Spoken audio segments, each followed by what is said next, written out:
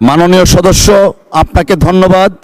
মাননীয় সদস্য, একই বিধিতে অনুরূপ বিষয়ে গত 29/3/2026 তারিখে মাননীয় বিরোধী দলের নেতার একটি নোটিশ আলোচনার জন্য গৃহীত হয়েছে। উক্ত বিষয়ে আগামীকাল অর্থাৎ 31/3/2026 তারিখের দিনের সর্বশেষ বিষয় হিসাবে 2 ঘণ্টাকাল আলোচনার জন্য সময় নির্ধারণ করে দিয়েছি। কার্যপ্রণালী বিধি 63 ও বিধি অনুযায়ী একই অধিবেশনে যে বিষয়ে আলোচিত হয়েছে কোনো প্রস্তাব পুনরায় সে বিষয়ে আলোচিত হবে না। অনুরূপ বিষয় আগামীকাল আলোচিত হবে বিধায় মাননীয় সদস্য জনাব শেখ মুজিবুর রহমান ইকবালের বিধি 62-র আওতায় প্রাপ্ত নোটিশটি মুলতবি প্রস্তাব আকারে গ্রহণ করা গেল না বলে আমি দুঃখিত। মাননীয় সদস্যবৃন্দ, আপনারা যে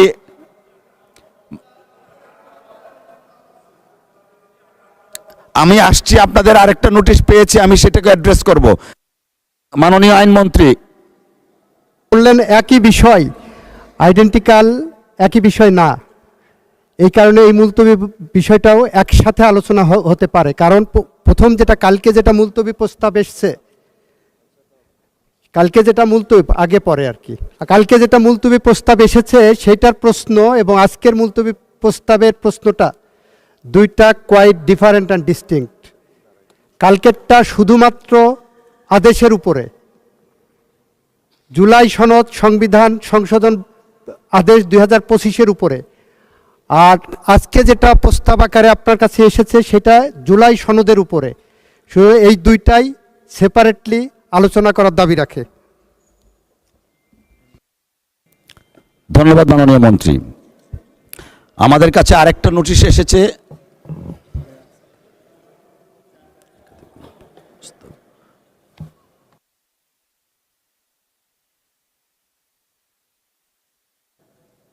মাননীয় মন্ত্রী,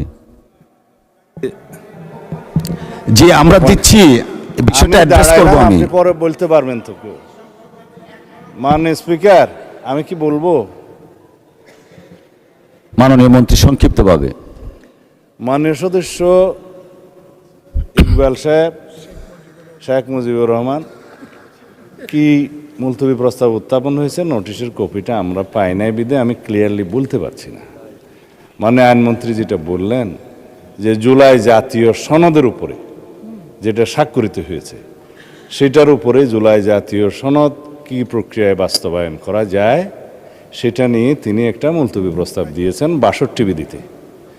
গতকালকে যেটা আপনি গ্রহণ করেছেন মাননীয় বিরোধী দলীয় নেতার প্রস্তাব, সেটা হচ্ছে জুলাই জাতীয় সনদ উইদিন ব্র্যাকেট সংবিধান সংস্কার বাস্তবায়ন আদেশ 2025, সেটার উপরে।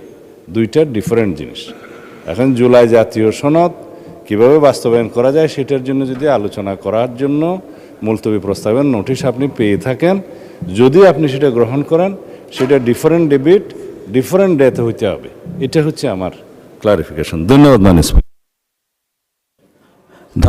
ধন্যবাদ মাননীয় মন্ত্রী।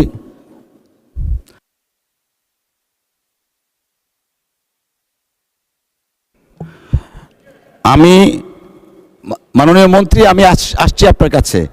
আমি মাননীয় সদস্য জনাব শেখ মুজিবুর রহমান ইকবাল সাহেবের নোটিশটা আরেকটু পরীক্ষা নিরীক্ষা করে মাগরিবের বিরতির পর এই বিষয়ে সিদ্ধান্ত দিব।